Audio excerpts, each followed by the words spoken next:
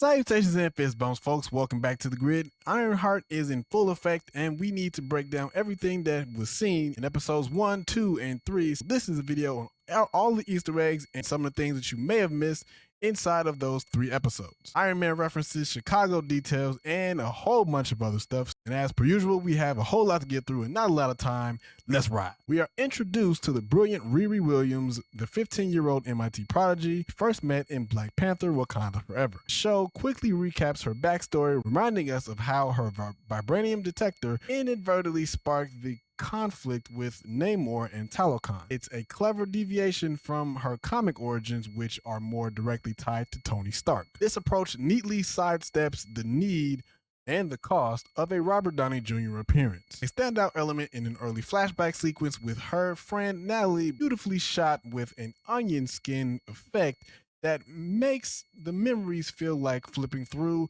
old photographs. In these moments, the script is packed with MCU name drops, specifically with Riri mentioning renowned scientists like Stark and Hank Pym, but also curiously introduces or includes Bill Gates, which is ironic for me since she didn't mention Jobs, probably because of the running joke in the tech community that he was not the full brain of Apple. Wozniak was. Natalie, in a moment of fangirl enthusiasm, name drops Thor and his hammer, a nod to the ever-present knowledge of Avengers-level threats inside of this universe. In the callback montage, we're taken back to when we first met Riri, which shows her MacGyver background mostly honed while working on machinery and cars in her dad's garage, which in the comics is the primary place you would find her when she was younger. Within another scene, we're shown a lecture hall where Riri is shown coming in late. This is a class probably on AI ethics based on the text behind the professor, which mentions displacement of professions and technology and the individual. Inside of this, we also get a glimpse of how Riri was paying for her suit since she doesn't have billions to blow on an Iron Man suit or a mansion-based lab to build it. You ain't just whistling Dixie! And this also includes an early call to tech we see later in the Watch force field. A significant reference is Riri's work on the griot algorithm, a nod to both the West African tradition of storytelling and Ryan Coogler's film Sinners. This ties her intellectual pursuits back to the broader cultural themes introduced in Black Panther. On the technical side, Riri's developing armor displays design parallels to Tony's suits, particularly the Tinkerbell jets. In the calculations, we also get a glimpse of Barf, which is a callback to Tony's initial showcase of his AI at MIT, which we first saw in Civil War and recently saw in Spider-Man: Far From Home. And What If the Emergence Destroyed the Earth, What If Season 3, Episode 5, which also features Riri, which also, by the way, is first seen in comics in Spider-Man: Homecoming prelude. As Riri builds her MIT prototype suit, we can see what looks like a Raspberry Pi microcontroller, which has actually been used to power a real-life HUD system or an actual Iron Man cosplay suit. Her first AI, named Trevor, seems to draw inspiration from the infamous Microsoft paperclip, and as the course is planned, you can see a map of Chicago and specific places, which is where most of this story takes place. Evanston, East Chicago or over East, River North, Gold Coast area, and the South Side or out South. A clever password Easter egg is shown here with 30216, a direct reference to her first comic book appearance in 2016. The episode then introduces us to our antagonist, the Hood Gang, led by Anthony Ramos's Parker Robbins. The crew is a collection of characters with comic book ties, including the Blood siblings, a nod to the Blood brothers, Clown from the Hawkeye comics, and a surprise appearance by Eric Andre as Rampage. Their introductory heist involves a pyrotechnic device called Dragon's Breath, a detail worth remembering for later. On this mission, we are given a look at Slug's computer that has been used to hack the IT system of their mark. The port being used to hack into the system means that they are most likely piggybacking into the system from an external device like a camera or a printer. But the IP is way off.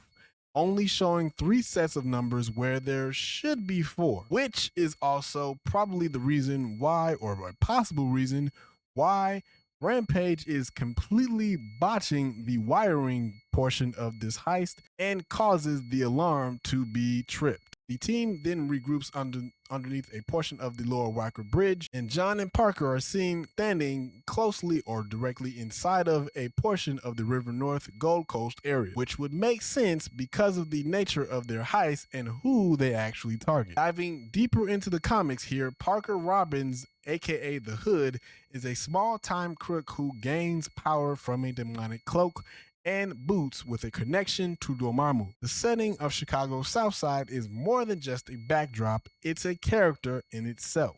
The production proudly showcases murals by local artists Mitchell Canton and Calvin Jones and highlights a black-owned business. The family dynamic presented is refreshingly supportive. Riri's mother, Ronnie Williams, stands in contrast to the often unseen parents of teen heroes. Also meet Miss Stanton, played by the iconic Cree Summer, who introduces elements of spiritual cleansing and gives Riri a piece of black obsidian for protection, a practice that might ring a bell for fans of Agatha all along. The emotional core of the episode revolves around the sale of her late stepfather's beloved Barracuda, a heart-wrenching sacrifice made to fund her suit. The act is underscored by the presence of the Charles Dickens novel Great Expectations, mirroring Riri's own journey of rising through social and economic classes, a theme she shares with another famous young hero, Miles Morales, who also, by the way, was created by Brian Michael Bendis, the creator of Riri Williams. The episode culminates in a tense setup. Riri receives a mixtape that contains a sample of Natalie's voicemail, which triggers a traumatic flashback to the death of her stepfather and her best friend. This introduces a panic attack, revealing a destructive pattern of refusing help, which she later slightly uses when she creates Natalie out of her own brainwaves. The episode closes with the haunting sound of Nina Simone's Centerman, a perfect thematic encapsulation of a character running from guilt. The second episode delves deeper into Riri's process as she begins to develop her own AI, which she then names Natalie, an acronym we'll learn the meaning of later, which is also comic accurate to the reasoning of and the actual name of her AI in the comics. A significant portion of this episode is dedicated to social commentary through the introduction of Sheila Zaret's private highway tunnel project. This storyline draws a powerful parallel to historical destruction of black neighborhoods in the mid-20th century for highway construction. Modern-day devil's bargain under the guise of community protection. The tracks used for this project also seem very reminiscent of the tracks used and seen in Wakanda.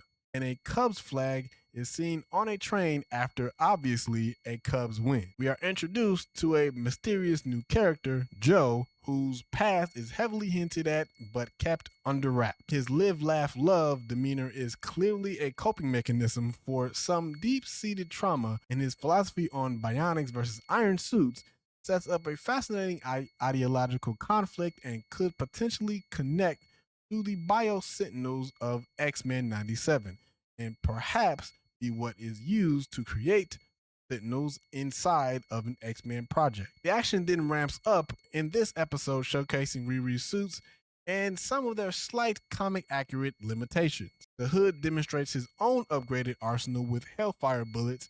A pivotal moment occurs when Riri has another panic attack, causing the Natalie AI to glitch. A classic nerd debate ensues then later on between Riri and another character about the merits of Star Trek versus Star Wars, firmly establishing Riri as a Trekkie who favors science over fantasy. Then in the third episode, we drive even more central themes of this series. The theme of Devil's Bargain continues, examining the true price of power.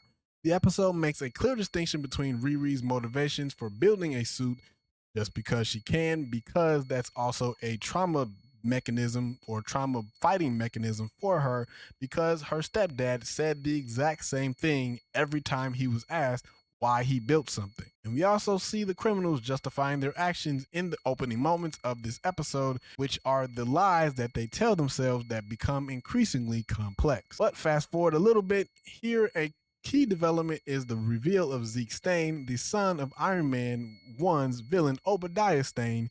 He is the true mastermind behind biotechnology, at least in the MCU, a direct link to possibly X-Men 97. The official story is that his dad died in a plane crash, but we all know that he died trying to kill Tony Stark in Iron Man 1. Zeke trying not to become his dad, even though he technically still is. The episode then features a classic heist sequence with an Ocean's 11 structure, complete with a plan, explanation, and the inevitable improvisation. The Natalie AI acts as Riri's conscience, her angel on her one shoulder, as she scans what appears to be an old Hydra facility, reminiscent of Age of Ultron. The climax of the episode delivers a shocking turn of events in a subversion of the classic Die Hard vent sequence where we see Riri going inside of the compound trying to take some of the hood, but later, because of that action, John is then tragically killed. And this marks Riri because, though her involvement